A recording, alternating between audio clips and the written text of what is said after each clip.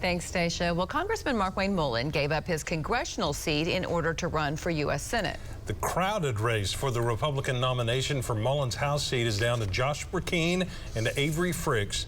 For more on this race, we have reporters at both candidates' watch parties, and we start with News on 6's Kristen Weaver with the Brecheen campaign in Durant. Kristen? Well, Craig and Lori, Josh Brecheen is very close right now in our polling, trailing right behind Avery Frix. So tonight's election is expected to be a very close call. Now, Josh Brecheen served in the state Senate from 2010 to 2018. He describes himself as a true conservative who really understands what Oklahomans need. He's a fourth-generation rancher and runs a heavy equipment and trucking business. Now, Brecheen says some of his main goals as congressman would be to limit government influence on Oklahomans.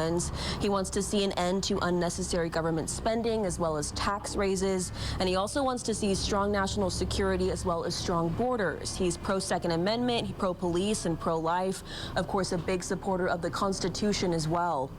Now, in our exclusive debate last week between Frix and Brecheen, Brecheen says one of the biggest threats to our nation right now is China. They want to grab hold of the world reserve currency.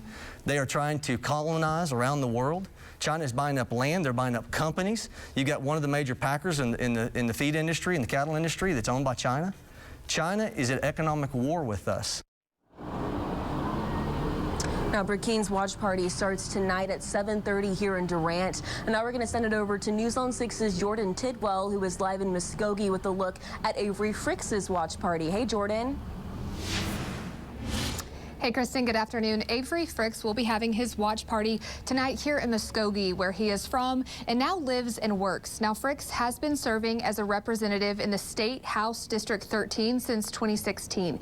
He says his values are faith, family, freedom, and firearms, and he is a strong conservative who will fight to keep America first. In the recent News on 6 debate, Frix and his opponent were asked about their experience. Frix says owning and running small businesses has helped him in the state legislature and will help him if elected to Congress.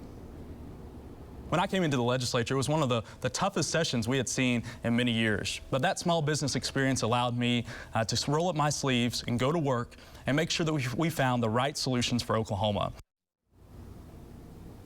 And in a recent News on 6 poll, Frix did hold a 6-point lead over his opponent. However, at the time of the poll, 42% of Republicans were still undecided. Craig and Lori, back to you. It's going to be an interesting night. All right, thank you, Jordan. We appreciate it. Well, the winner of tonight's Republican runoff race will face Democrat Naomi Andrews in the general election in November. Andrews grew up in Beggs and has a professional background in business development, communication, marketing, and sales.